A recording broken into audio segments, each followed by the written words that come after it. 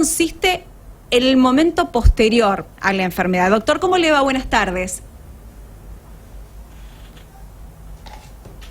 ¿Me escucha, doctor? Hola, buenas tardes. Ahí está, tengo como un delay en el sonido, ahí está, ahí lo escuchamos y lo estamos viendo, también con imagen. Bueno, decíamos, doctor, ¿es así lo que ustedes están determinando en base a las investigaciones que realizan? El COVID no se termina con el diagnóstico y con el tránsito agudo de la enfermedad, sino que hay todo un post que también es preocupante.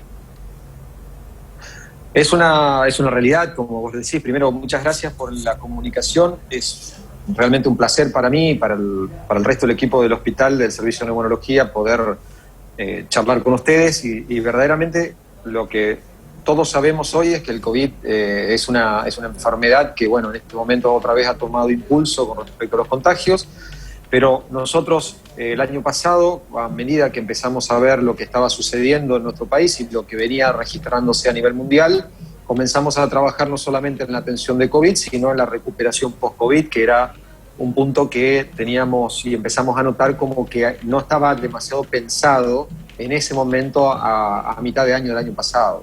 Desarrollamos un trabajo en el cual tiene por objetivo determinar qué es lo que le pasa a las personas después de haber tenido esa enfermedad, y empezamos a invitar a pacientes a poder estudiarlos. Armamos un complejo mecanismo dentro del hospital donde se podía evaluar y se puede a todas las personas que hayan padecido COVID, y reclutamos a lo largo de este tiempo un número significativo de pacientes. Actualmente hay 240 pacientes ya registrados y con información completa en la base nuestra, y que justamente en el día de hoy vamos a presentar a nivel nacional en un webinar de la Asociación Argentina de Medicina Respiratoria nuestros resultados más masivos, y que lo que empezamos a encontrar es que justamente muchas personas padecen problemas después del COVID, después de haber sufrido, no solamente en aquellos casos que han tenido internaciones o cuadros graves para la vida de esa persona, sino también, y sorprendentemente, en personas que tuvieron COVID y la pasaron en su casa, que fueron los cuadros considerados como leves o moderados.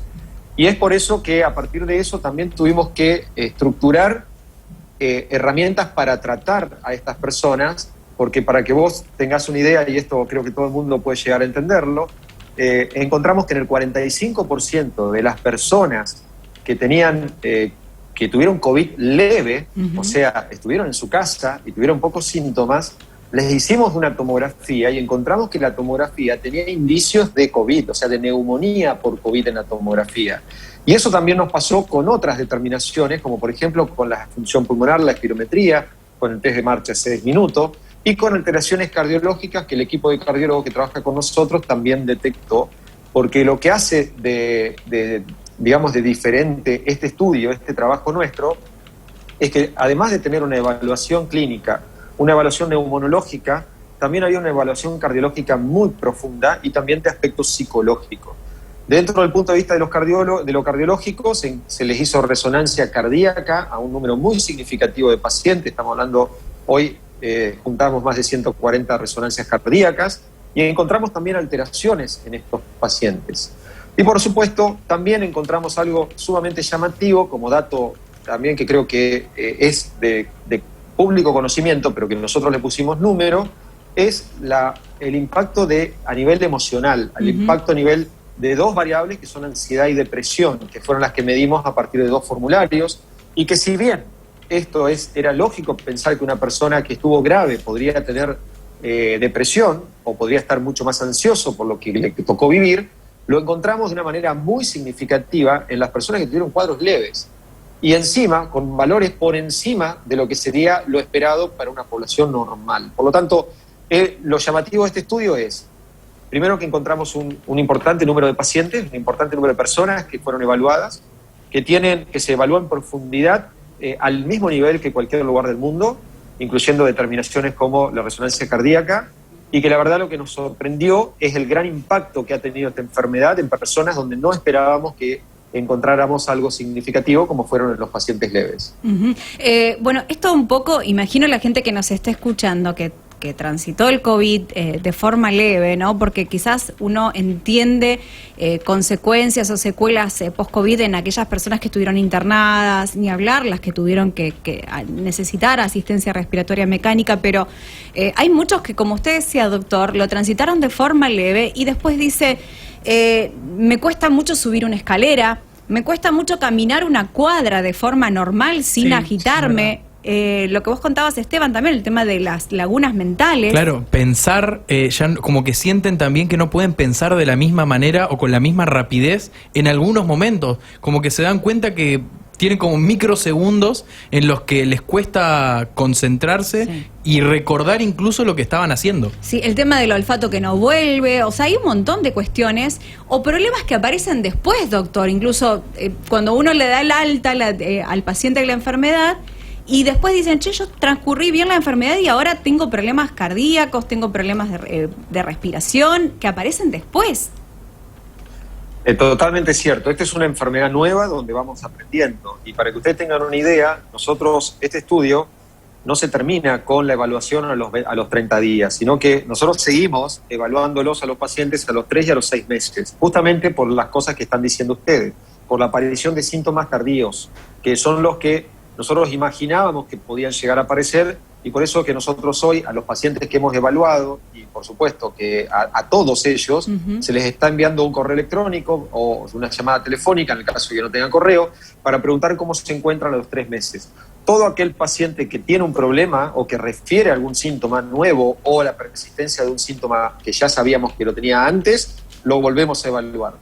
Pero por otro lado, también te digo que nosotros estamos en una segunda etapa ya, que comenzamos la semana que viene de este estudio, donde a partir también del aprendizaje de lo que ustedes nos están diciendo y que nosotros detectamos también, empezamos a estudiar otras cosas. O sea, ampliamos nuestro nivel de estudio y empezamos a incluir preguntas que tienen que ver con el insomnio, preguntas que tienen que ver con déficit cognitivo, como estaban comentando recién, el problema de ese delay que hay, o trastorno, o problemas de concentración que también son mencionados por muchos pacientes. También empezamos a trabajar sobre fatiga muscular, o sea, con escalas de fatiga que antes no lo consideramos, porque en realidad nosotros estábamos viendo el espectro, cuando surgió todo esto, de salvar gente solamente. O sea, estamos mirando eso, pensando en el compromiso pulmonar, en el posible compromiso cardíaco, y después empezamos a darnos cuenta que el COVID tiene otras afectaciones que por ahí, en el momento agudo, en el momento grave, uno no las mira con tanta atención, porque está pensando en mejorar la capacidad respiratoria, en mejorar la función cardíaca, en salvar la vida del paciente. Pero ahora también tenemos que considerar esos otros aspectos que alteran la calidad de vida del paciente. Y es ahí donde nosotros tenemos que ver no solamente el impacto que tiene a nivel de la función pulmonar, de la función cardíaca, de la estructura del pulmón, sino también en aquellas cosas que por ahí no son graves, pero sí afectan demasiado la calidad de vida. Tenemos pacientes que les cuesta concentrarse y, por ejemplo, tengo contadores que hoy no pueden contar, que han tenido COVID y COVID leve, o tenemos personas que dependen del trabajo físico y que hoy tienen fatiga, y esa fatiga es difícil de medir o difícil de justificar para aquel que no lo ha tenido. Bueno, estamos nosotros inclusive desarrollando herramientas para poder medir y para poder encontrar qué es lo que pasa con estas personas también, para poder de esa manera ayudar a tratarlos. Que ese es el paso que sigue, cómo tratamos a estos pacientes para que se recuperen y para que mejoren. Claro, porque... Y es ahí donde, bueno, estamos inmersos en conocer primero para tratar después. Está bueno esto también, doctor, porque pasa que cuando quedás con secuelas, primero como que nadie sabe qué está bien y qué está mal sentir después del COVID. Claro. Entonces, qué es normal y qué no es normal. Y también hay muchas personas que dicen, yo me tengo que hacer un control después, y muchas veces cuando van al clínico le dicen, o las obras sociales nos contaban, que están pidiendo post-COVID también una serie de análisis para ver en qué estado quedaron los pacientes, porque por ahí expresan síntomas que no, ni ellos saben definir o por lo menos para encasillarlo en una cuestión puntual.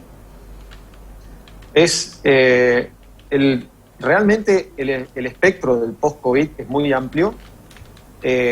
Lo que nosotros tratamos de hacer, y es lo que estamos comunicando también, hacia los profesionales, hacia los kinesiólogos, hacia las otras profesiones afines a este problema, es cómo tenemos que estudiar a los pacientes de una manera ética y a la vez que nos permita a nosotros tomar decisiones. Entonces, por eso es que este trabajo nos sirve para saber qué vale la pena hacer y qué no vale la pena hacer. Por ejemplo, un ejemplo puntual. Sí. Nosotros encontramos que las personas que tienen resonancia cardíaca y tuvieron enfermedad grave del corazón, tuvieron enfermedad grave de COVID, encontramos en el 45% aproximadamente alteraciones cardíacas. Eso quiere decir que las personas que tuvieron un COVID severo, que estuvieron internados, que estuvieron más aún en cuidados intensivos, sí o sí, una vez recuperado, tienen que tener un control cardiológico profundo. Y esto lo sabemos a partir de esto.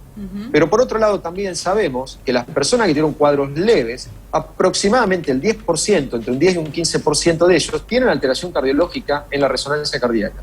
Por lo tanto, nosotros ya sabemos hoy, a la luz de lo que aprendimos en este tiempo, que resonancia, por ejemplo, le vamos a pedir sí o sí a todos los que tuvieron un cuadro importante, porque no queremos que se nos escape nada. Claro. Pero por ahí vamos a seleccionar a los pacientes leves, a cuales sí le vamos a pedir, pero realmente a la mayoría no es necesario pedírselo. Entonces, eso también nos ayuda a ordenar los recursos de salud que vamos a utilizar. Esto lo digo tanto en lo público como en lo privado.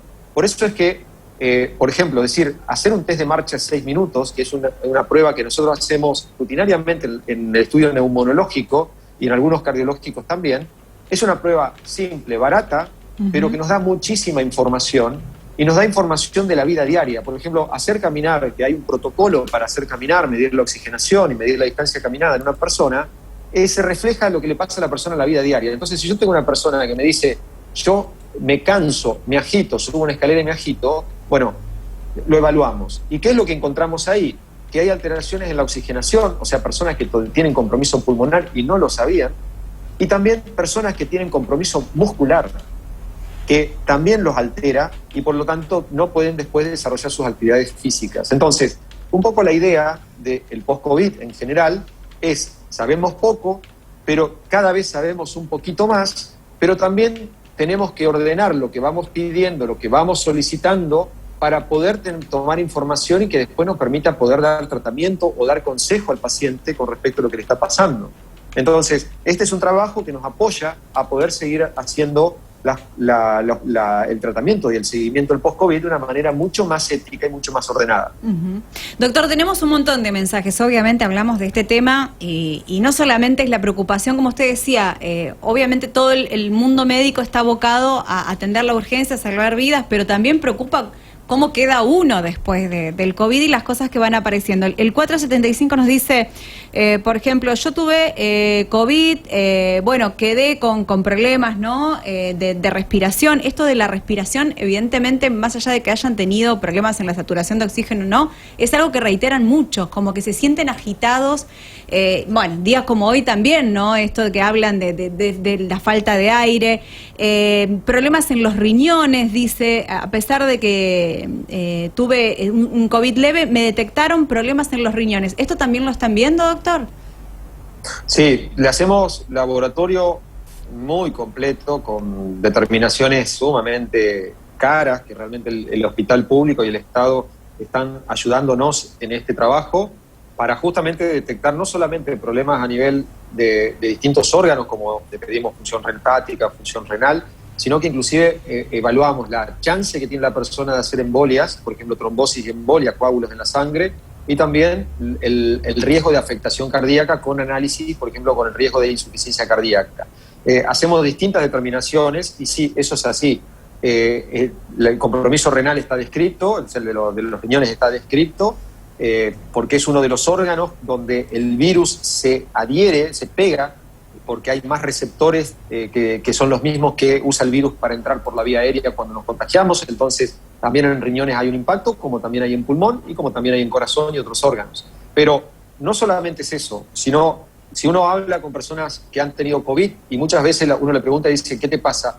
No sé, por ahí me siento decaído, tengo alguna molestia, pero cuando uno le empieza a preguntar, ¿tenés problemas para dormir? ¿Tenés problemas de diarrea? ¿Tenés problemas de dolor abdominal? ¿O tenés alteración del tránsito intestinal?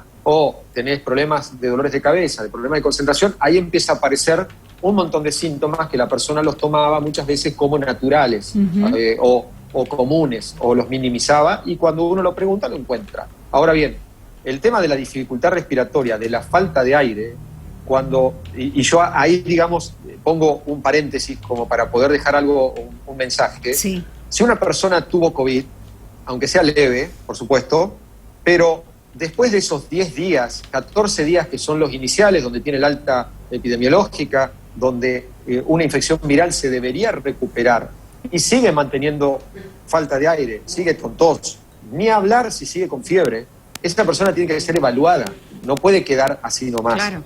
porque eso no es normal. Y si después de esto persiste con falta de aire, estamos hablando del día 15, día 16, día 20, después de haber tenido la infección, sigue con tos, sigue con falta de aire, o sigue con síntomas que ya deberían haber desaparecido, esa persona tiene que consultar. Porque lo normal del COVID son síntomas dentro de los 10 a 14 días. Es más, la mayoría de las personas tienen 2, 3, 4 días nomás de síntomas. Por eso es que si esto se prolonga, quiere decir que la cosa tiene que ser controlada. Claro. O sea, el problema tiene que ser evaluado. Porque puede que haya tenido una neumonía y lo pasó en su casa, puede que haya tenido otro problema y lo pasó en su casa, y aún así, si pasaron 2 meses después de haber tenido COVID y aparece alguna molestia rara, importante, dolor de pecho, dificultad respiratoria, ahogo durante la noche, hinchazón de pierna, eso tiene que consultar, porque no es casual que eso pase, y ahí convendría aclarar la situación. O sea, hacer una consulta con su médico clínico, que es donde tiene que ser la consulta inicial, y posteriormente será derivado al especialista que corresponda. Bueno, ahí me respondió como 3 o 4 preguntas que tenía de la gente que preguntaban Sí. a dónde tenían que ir a hacerse los controles, el clínico o algún especialista. Dice, felicitaciones al doctor y doctores por este estudio e informe que es muy interesante y necesario. Yo tuve COVID con síntomas leves, tengo 29 años. Después de eso no recuperé nunca más el olfato. Me siento más cansado que antes. Ay, se me perdió. Bueno, y me parece que lo transité leve, pero no quedé muy bien. Bueno, esto lo repiten, tengo un montón de mensajes. Sí, Esteban está chequeando también. Sí, con... tengo un audio de una persona que es terapista ocupacional y que está muy interesada en el estudio que están realizando para poder utilizarlo también dentro de su área y poder comparar. Si querés lo escuchamos. A ver. Esta parte de recalificación que ahora... Uy, pará, vamos Bueno, de nuevo. mientras yo leo algunos Dale. mensajes, Esteban, decíamos, bueno, dolores musculares raros tengo también. Hay mucha gente que estamos haciendo una consulta al aire casi, doctor, ¿eh? Así que... Pero bueno, dice, doctor, tengo dolores musculares raros, dice el 585. Eso, todo lo que sea raro hay que consultarlo, imagino, doctor. Después le preguntan, ¿química, puede alterar los valores de la química de la sangre, colesterol, triglicéridos, ácido úrico, glucemia? Yo después del COVID se me alteraron todos. ¿Puede ser, doctor, esto?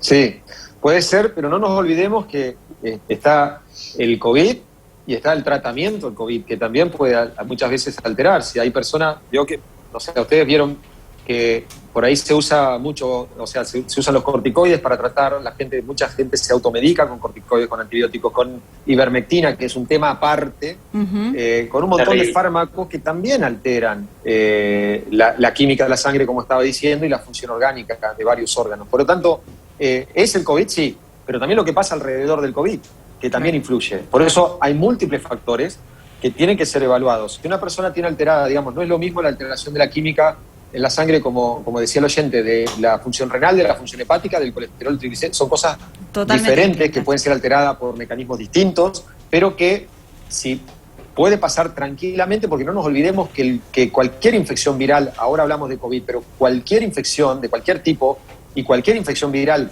como por ejemplo la gripe, produce un estado de estrés físico que puede alterar muchas de las variables orgánicas.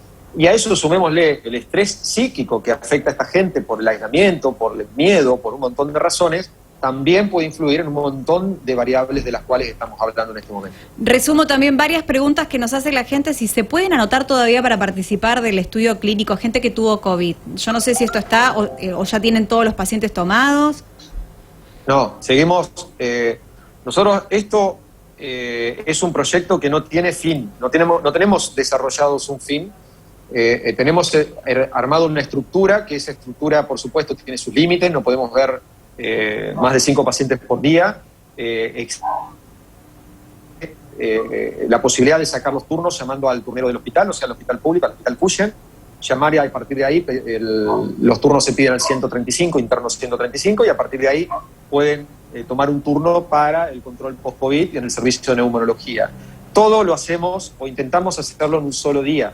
Por lo tanto, la persona va a la mañana, se le hacen análisis, se le hacen test, se le hace el test de caminata, se le hace espirometría, electrocardiograma, ecocardiograma, etcétera, y se puede dilatar los turnos para hacer, en el caso que corresponde, tomografía, resonancia, etcétera.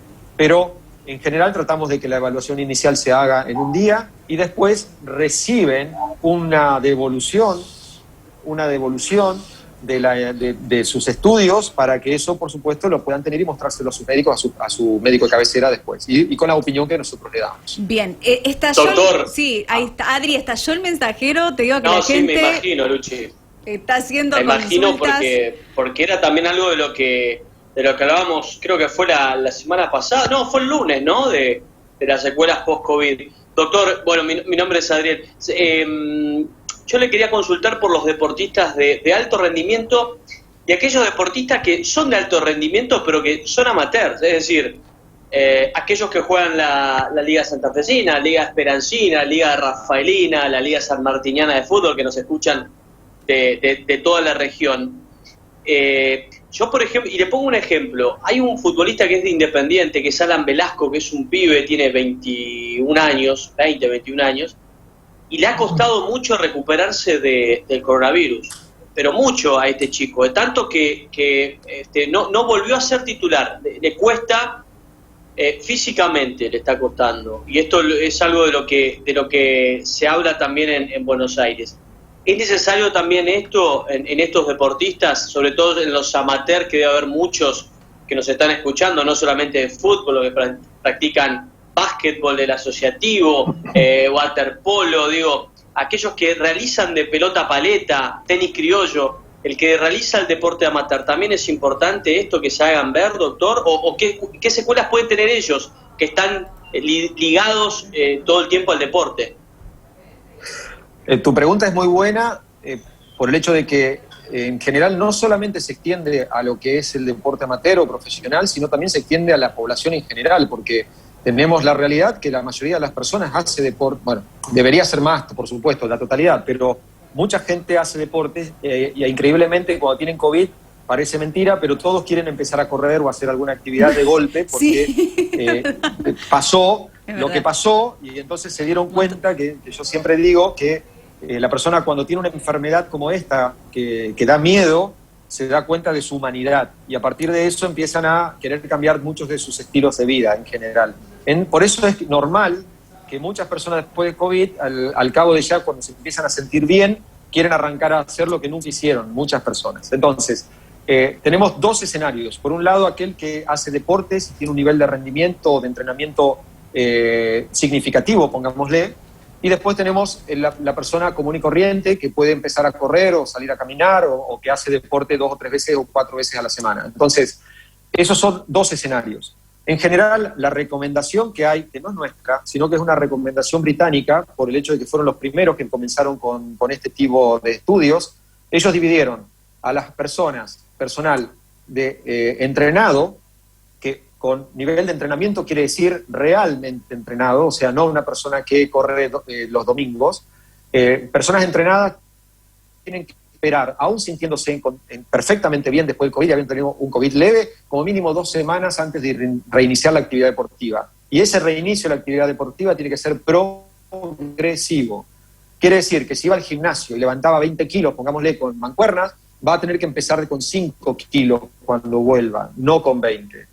Lo mismo que si corría 1 hora, va a tener que empezar a caminar primero y luego ir incrementando a medida que vaya pasando el tiempo la intensidad de sus entrenamientos. Esto que estamos hablando es importante para los profesores de educación física, porque tenemos consultas y charlamos bastante y es un tema que también ellos tienen que transmitir. Por otro lado, está la gente común. Y la gente común ahí depende mucho de los factores que acompañan a esa persona, no solamente del COVID, sino si esa persona nunca hizo deporte o tiene factores de riesgo, o sea, tiene colesterol alto, está en sobrepeso, tiene problemas con la presión, etcétera. Esa persona no puede hacer actividad física hasta que no tenga un control médico profundo. O sea, esa es una persona que tiene que controlarse, no por el COVID solamente, sino por la seguridad a su organismo en general. Y si esa persona hacía actividad física de manera rutinaria, no de alto nivel, como hace la gran mayoría de las personas, muchos de los que están corriendo en la costanera, bueno, esa persona tiene que dejar pasar más de 2 semanas. Se recomienda hasta 4 semanas para poder volver otra vez a la actividad física. ¿Se pueden acortar estos tiempos? Sí se pueden acortar. ¿Cómo? Haciendo una evaluación médica y en muchos casos una evaluación respiratoria, una evaluación cardiológica para asegurarnos. Ay, espero que no se nos haya cortado. Estamos charlando con el médico neumonólogo Martín Mailio, que espero que no se nos haya cortado la comunicación porque estamos teniendo tantas consultas. Ahí está, doctor. Ahí está, volvimos. A ver, hola. A ver si nos escucha. Creo que está muteado. A ver si se muteó. Sí, le digo que es impresionante. Estamos hablando con uno de los médicos neumologos mientras establecemos a ver, chequeamos el tema del audio, Robert, qué es lo que pasa. Contamos a la gente, estamos charlando con uno de los neumonólogos que integra el equipo de neumonología del Hospital José María Cuyen, que llevaron adelante, vienen llevando desde hace tiempo un estudio para tratar. Ahí está, doctor. Ahí está. Bueno, estamos todos, la cantidad de mensajes yo no le puedo explicar, tendríamos que hacer como una consulta aparte. Le vamos a pagar después la orden de consulta, doctor. Pero bueno, seguimos con esto que estaba respondiendo la pregunta de Adriel, que también tenemos un montón de deportistas que están consultando, así que viene bárbaro repasar. Decíamos, a veces hay que esperar un poquito más de tiempo, de 2 a 4 semanas. Hasta ahí escuchamos. En personas que, digamos, hacen actividad física rutinaria, lo que se trata de hacer es esperar más tiempo que esto, porque acá hay una cuestión que es, el cuerpo se debe acondicionar, desinflamar para poder volver a la normalidad. Esto es importante porque la inflamación que genera el COVID es una inflamación de todo el organismo, no es del pulmón exclusivamente o de la nariz y la garganta, sino que es del organismo en general. Y como no sabemos a ciencia cierta, en todas las personas me refiero, si por ejemplo afectó el corazón, porque puede provocar una miocarditis, una inflamación del músculo cardíaco, y yo quiero volver a correr rápidamente, puede ser que ponga en una situación de tal estrés a ese corazón que le genere problemas graves. Por eso han sucedido, y hemos tenido reportes, fundamentalmente en Europa, de muertes súbitas en personas jóvenes después de haber tenido COVID, en deportistas que han vuelto a la actividad física sin chequeos y sin controles adecuados. Por eso yo lo que decía, que creo que se cortó justito, es que lo ideal sería que si una persona quiere volver a la actividad física o acortar ese tiempo de las 4 semanas para volver a la actividad física, debe tener un control médico estricto, profundo, que lo avale para poder volver o para poder recomenzar con su actividad deportiva. Y con el deportista de alto rendimiento, ya ahí estamos hablando de una categoría donde la evaluación es obligatoria, porque esa persona no solamente puede tener alterada su salud, sino que por otro lado tiene alteración del rendimiento físico. Entonces, por eso es que si yo tengo un deportista, por ejemplo, no nos vayamos a un deportista de primera, sino un chico que juega en la cuarta de alguno de los clubes de acá, ese chico que tiene un rendimiento importante, si tuvo COVID, ese chico tiene que ser evaluado con seguridad para asegurarme de que cuando ese chico ponga su máquina en un esfuerzo excesivo, no sufra las consecuencias de algún tipo de problema que no fue detectado. Por eso, este es un rol que tiene que tener muy en cuenta no solamente los profesores de educación física, sino también los médicos de los equipos que controlan a estas personas. Por eso es muy importante considerar que está bien. El COVID es común, tenemos mucha gente que la pasa mal, hay mucha gente que por suerte no le produce grandes problemas, pero tenemos que estar atentos ante todo a lo que pueda suceder y anticiparnos a la aparición de los problemas. Doctor, hay un mensaje que nos viene muy bien y me gustaría compartirlo con usted, porque es algo que por ahí nosotros recepcionamos mucho y me gustaría su opinión. Dice, hola, buenas tardes, estaría bueno que digan que no en todos los casos quedás con secuelas, Mi hermano, mi marido, mi nene y yo tuvimos COVID y los síntomas fueron fiebre, dolor muscular los primeros días y a la semana estábamos bien. La gente se asusta mucho con este tema. Está bien que quieran que la gente se siga cuidando, pero no asusten, ya que no a todos afecta de la misma manera. Y leo este mensaje porque uno cuando hace este tipo de notas y cuando hablamos del COVID, nadie quiere asustar. Pero también es como que hay una cuestión de decir que no pasa nada con el COVID. Y ustedes que están en la trinchera, doctor, ven todo el tiempo y están en contacto con esta enfermedad de la que todavía seguimos aprendiendo a un año de conocerla en la República Argentina. O sea, no es una pavada el COVID. Y estamos hablando de, y me gustaría conocer su opinión con respecto a esto y que algo que debe haber escuchado también, ¿no? Porque la gente a veces dice, che, no es nada del COVID, ustedes están asustando. Una gripecita. Estamos contando cosas que usted ve en los pacientes todos los días, doctor. No estamos inventando ni hablando de nada que no sea real. Yo me voy a sacar la representación del hospital y voy a hablar personalmente, como médico. O sea, voy a hablar como yo soy especialista en neumonología, me dedico a tratar y a ayudar en COVID desde que comenzó todo este problema. Lo que puedo decirle es, hay mucha gente todavía, y me pasa porque me pasa en consultorio aún, que piensa que esto es una cuestión inventada, es una cuestión exagerada, que esto no existe, que también muchísimas pavadas más, pero lo que yo puedo decirles es, primero, tenemos un problema y lo vamos a seguir teniendo, y es un problema sanitario que nos afecta a todos. O sea, al que lo padece y al que no lo padece también. Pero que depende necesariamente de la actitud y del respeto de la gente. ¿Depende del gobierno? Por supuesto que sí, y tiene sus responsabilidades, la vacunación, las medidas preventivas, etcétera, etcétera, etcétera. Pero fundamentalmente depende de la voluntad ciudadana, del respeto hacia el prójimo y del cuidado personal y familiar. Y si nosotros no entendemos esta situación, entonces vamos a tener problemas graves. Esto que estamos hablando, o esta postura de decir esto no existe, solamente hace, o por ejemplo, en muchos casos, los chicos que no pasa nada, cuando no pasa nada, lo único que genera es que le pase a otro. Entonces, estoy cansado mucho de lamentablemente tener que ver gente joven, no grande, no viejos, sino gente joven que la pasa muy mal con el COVID. Y eso sucede la mayoría de las veces, y digo esto para que se entienda, porque por ahí uno cuando habla de gente grande es como dice, bueno, ya vivió, parece que la gente socialmente se lo saca de encima, y lamentablemente eso es terrible. Lo que quiero decir es, la mayoría de los casos que nosotros tratamos, que lamentablemente en la mayoría de los casos son personas que no tienen derecho de estar donde están y pasarla como están, y muchos de ellos morirse o quedar lisiados, se debe a la irresponsabilidad de algún familiar o al error de alguno de su grupo. Por lo tanto, lo que quiero decir es, sin tirar mala onda, aunque la estoy tirando, pero lo que quiero decir es, si nosotros no aprendemos a cuidar al prójimo, a cuidar a nuestros viejos, a cuidar a nuestros padres, a cuidar a nuestros esposos o esposas, a nuestros hijos, entonces nadie lo va a hacer. Si nosotros pensamos que esto es una pavada, solamente fíjense que hace un año que estamos hablando de la misma pavada. Por lo tanto, esto no es una pavada. Y que se siga muriendo gente y que hoy tengamos que ver, yo vengo de ver 6 casos de internado en este momento, hace media hora, de personas que están internadas, están enfermas, la están pasando mal, y uno es mi tío. Entonces, a lo que voy es, me faltan el respeto como médico, como personal de salud, y le faltan el respeto a la sociedad, a aquellos que realmente no cuidan a los demás.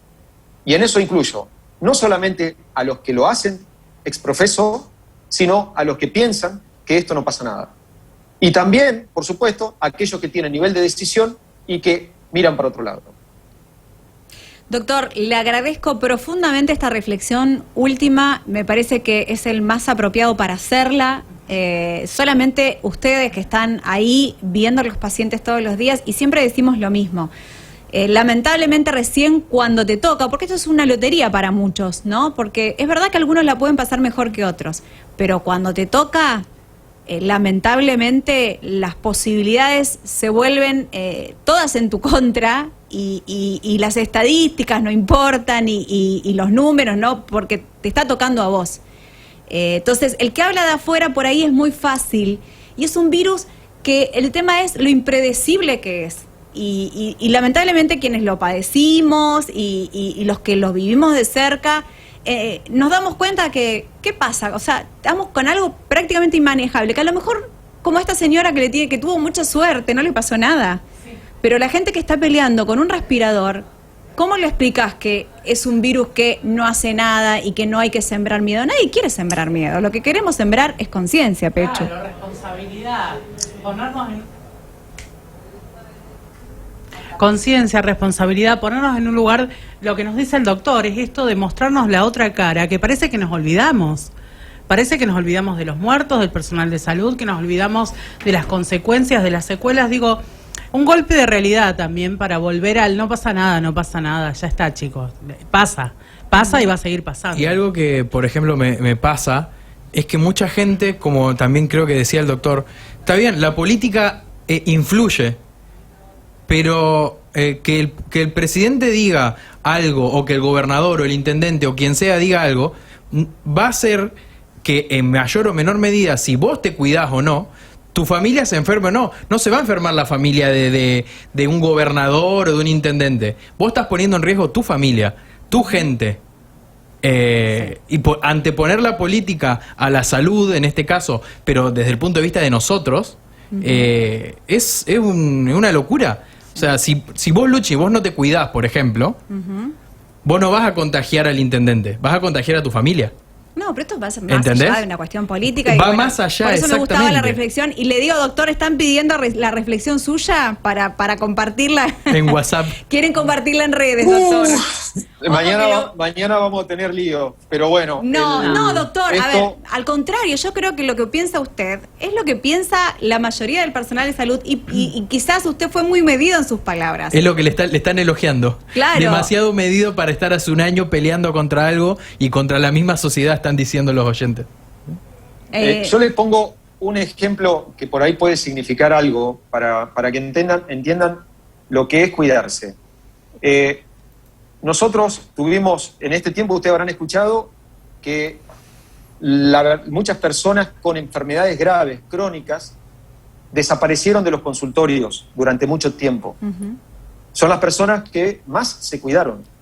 O sea, aquellas personas que, digamos, si yo tengo un problema, por ejemplo, en el caso de mis pacientes, con asma grave, con EPOC grave, se guardaron durante un año.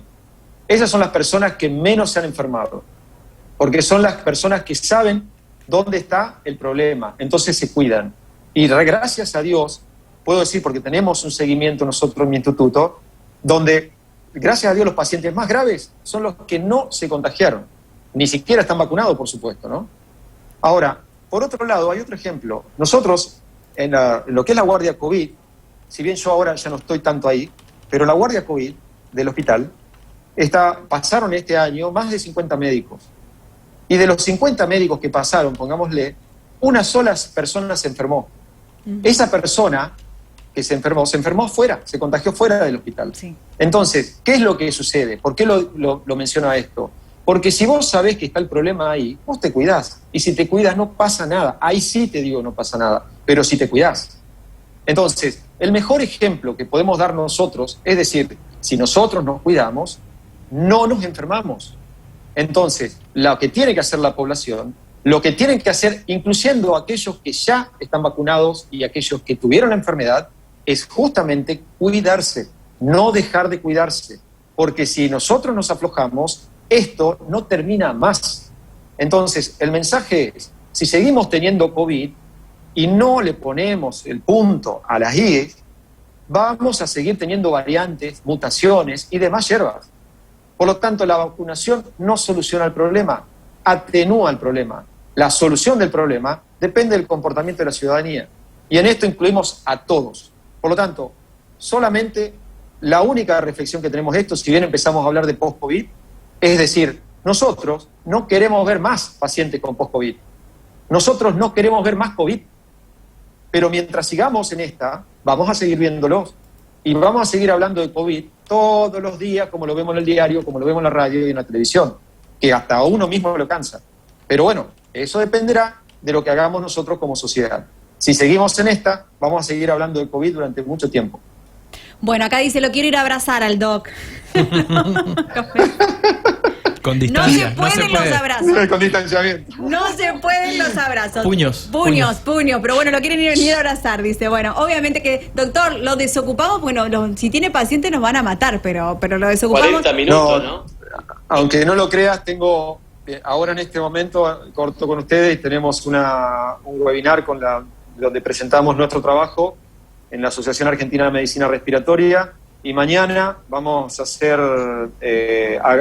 digamos, nos van a dar una no sé si decirlo premio como es, pero nos van a dar un reconocimiento al Consejo Municipal por el trabajo que estamos haciendo. Así que la verdad, agradecemos a todos y bueno, principalmente agradecemos a los pacientes que nos ayudan a poder aprender más de esta enfermedad. No, la verdad son todos absolutamente geniales. Lo que está haciendo el Hospital Cuyen, lo que está haciendo el área COVID, lo que está haciendo el área de neumonología, es impagable, no me voy a cansar de decirlo. Bueno, excelente la nota con el doctor. Quiero felicitar al médico que está hablando por decir la verdad de la forma correcta, crear conciencia, poner los puntos sobre las IES, como dijo. A los que creen que esto es una pavada, también hay que aclarar que, bueno, la culpa es de una sociedad que no para y se mira el ombligo. Bueno, hay un montón de la verdad que le mandaría una captura, doctor, de la cantidad de elogios, felicitaciones que hacemos extensivo, por supuesto, a todas las personas que están trabajando, a todo el equipo médico que está, que se lo merece, el reconocimiento del Consejo, de todos. Debería haber un reconocimiento de toda la ciudad, porque sabemos que están trabajando las 24 horas, sin fines de semana, todo el tiempo, en esto, en la urgencia, en la contingencia. Bueno, y pensando ustedes un poquito más allá, porque además de los que están enfermos, están los que todavía no entienden qué pasó con esto del COVID y cómo quedó su cuerpo después del COVID, que por eso es tan importante esta nota. Así que le agradecemos, doctor.